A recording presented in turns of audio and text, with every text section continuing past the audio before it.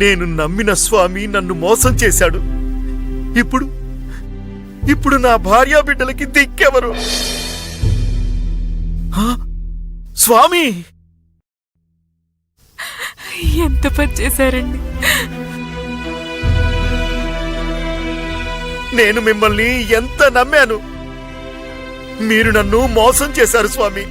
నాతో పాటు నా భార్యా పిల్లల్ని కూడా మోసం చేశారు స్వామి.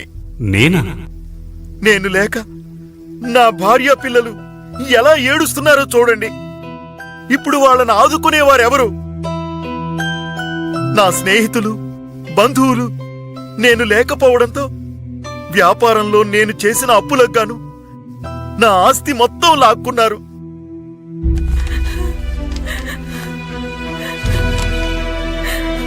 దీనంతటికీ కారణం మీరే స్వామి. నేను ఉంటే ఇదంతా జరిగేది కాదు కదా. జనన మరణాలు సృష్టి ధర్మమని నీకు తెలియదా నాయనా? ఎవరి కర్మానుసారం వారి ఆయుష్ తీరుతుంది. ఆయుష్ తీరగానే ఎవరైనా తమ దేహం వదిలి వెళ్లాల్సిందే. అందుచేత నీ ఈ దేహంలో ప్రాణం ఉన్నప్పుడే నీవు చేయాల్సిన కార్యక్రమములన్నీ సక్రమంగా చేయాలి. లేకపోతే ఇదే విధంగా బాధపడాల్సొస్తుంది. నీ కుటుంబానికి ఈ పరిస్థితి రాకూడదని నీకు సాయం చేయటానికి 3 దేవుళ్లను పంపించాను. 3 దేవుళ్ళా? నా ఇంటికి ఏ దేవుడు రాలేదే? మీ ఇంటికి మొదట కార్తిక్ అనే అతను వచ్చాడు. అతను నీతో మాట్లాడబోగా నువ్వు అహంకారంతో అతన్ని పంపించేశావు. అతను ఎవరో కాదు, సాక్షాత్తు కుమారస్వామియే. రెండవవాడు గణేష్. అతను నీకు అన్నీ వివరించాడు. కాని అహంకారంతో నువ్వేమీ వినలేదు. ఎవరి అవసరమూ నీ కుటుంబానికి అక్కర్లేదని చెప్పి పంపించేశావు. అతను ఎవరో కాదు, సాక్షాత్తు వినాయకుడే.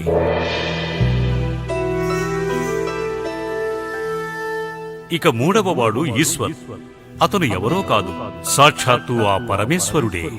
నీకోసం కైలాసం నుండి నీ గుమ్మం వరకు దిగివచ్చాడు. కాని నీవు మాట కూడా వినకుండా ఆ పరమేశ్వరుడిని గుమ్మం బయటికి తీసుకువెళ్ళి స్వామి ముఖం మీదనే తలుపులు వేశావు. అటువంటి వాళ్ళని ఎప్పుడూ కూడా లోపలికి రానివ్వకూడదని నీ భార్యతో చెప్పావు. అసలు ఆ రోజు గణేష్ చెబుతున్నా నువ్వు వినిపించుకోకుండా వెళ్లిపోయావు. అప్పుడు గనక ఉంటే నీ బంధువులు, స్నేహితుల విషయం నీకు బాగా తెలిసి వచ్చేది. బిస్మిల్లాహిర్రహమానిర్రహీం. సార్, మీరు చెప్తున్నట్టు మీ దాంట్లోనే ఖురాన్, హదీజ్ అనే 2 పుస్తకాలున్నాయి సార్.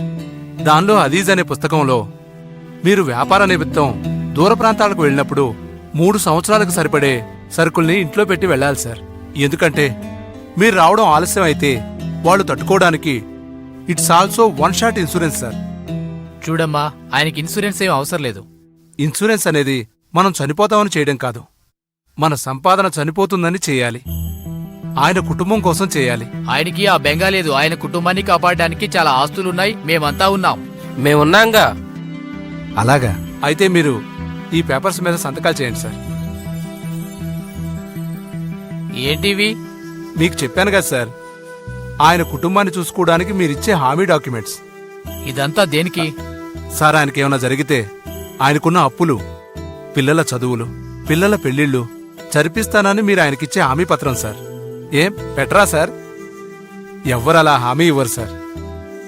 ఎవరైతే ఇన్సూరెన్స్ చేయకుండా చనిపోతారో వాళ్ళు తిరిగొచ్చి తన కుటుంబం పడే కష్టాలు చూసినట్టయితే అప్పుడు తన కుటుంబానికి చేసిన ద్రోహం ఏంటో తెలుస్తుంది సార్. మీ ప్రకారం లైఫ్ ఇన్సూరెన్స్ అక్కర్లేదు సార్. కానీ ఇక్కడ పాయింట్ ఏమిటంటే సార్, లైఫ్ ఇన్సూరెన్స్ అనేది మీకు కాదు, మీ కుటుంబానికి. జీవితంలో ఏదీ శాశ్వతం కాదు.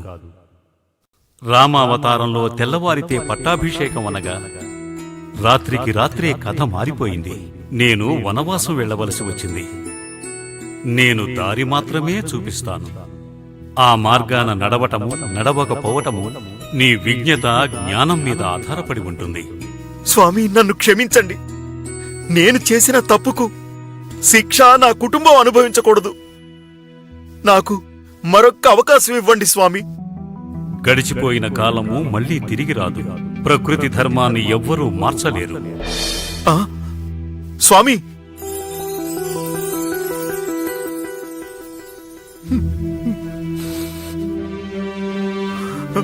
ఇన్సూరెన్స్ లేని ప్రయాణం ఆ కుటుంబానికి పెద్ద శాపం. నన్ను క్షమించు భారతి, క్షమించు.